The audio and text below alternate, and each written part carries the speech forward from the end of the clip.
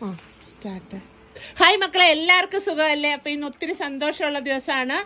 അവർ പന്തളത്തുനിന്ന് വന്നതാണ്. ഇതാ ഇത്രയും സാധനങ്ങൾ വാങ്ങിച്ചു. എന്താന്ന് വെച്ചാൽ നാരങ്ങ, മാങ്ങ, ഇഞ്ചിക്കറി, വെളുത്തുള്ളി അച്ചാറ്, ചെമ്മീൻ ചമ്മന്തിപ്പൊടി, ബീഫ്, ഫിഷ് അച്ചാറ്, കരിച്ചൂര, ബീഫ് അച്ചാറ് ഇത്രയും വാങ്ങിച്ച ഒരു പന്തളത്തുനിന്ന് നടുക്ക് നിൽക്കുന്ന മോൾ, എന്താ മോളുടെ പേര്?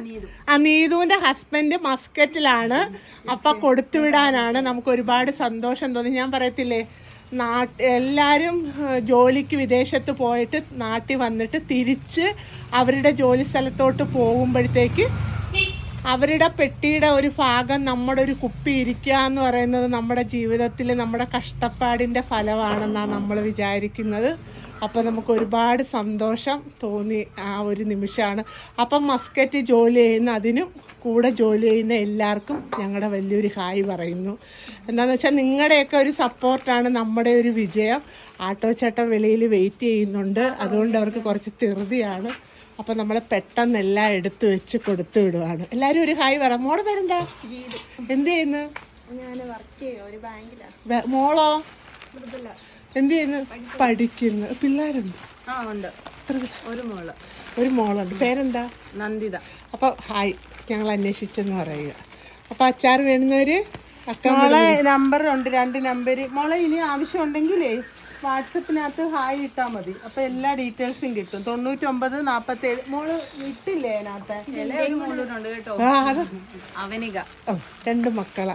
അപ്പൊ എല്ലാവർക്കും ഹായ്. ഗൾഫിൽ മസ്കറ്റിലിരുന്ന് വീഡിയോ കാണുന്നവർക്കും നമ്മുടെ ഒരു വലിയ ഹായ്. നിങ്ങളുടെയൊക്കെ ഓരോരുത്തരുടെ സപ്പോർട്ടാണ് നമ്മൾ ഒരു പ്രൊഡക്റ്റിൽ നിന്ന് ഇപ്പം ഇത്രയും പ്രൊഡക്റ്റ് ആയത്. ഇന്നലെ എന്ന് വെച്ചാൽ ഇവിടെ റഷ്യയിൽ പോവാൻ ഒരു ചേട്ടൻ വന്ന് വാങ്ങിച്ചപ്പോൾ ഞങ്ങൾക്ക് ഒരുപാട് സന്തോഷം.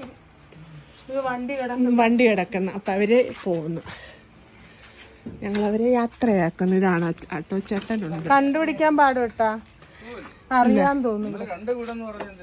ഇതൊരു വീട് മതില് തീരുമ്പോ, സ്കൂളിന്റെ മതില് തീരുന്ന ഒരു വീട്. പിന്നെ നിങ്ങൾ അപ്പുറത്തെ സൈഡ് ഉദ്ദേശിച്ച. അപ്പൊ അവര് പോകുന്നു. Tata bye bye.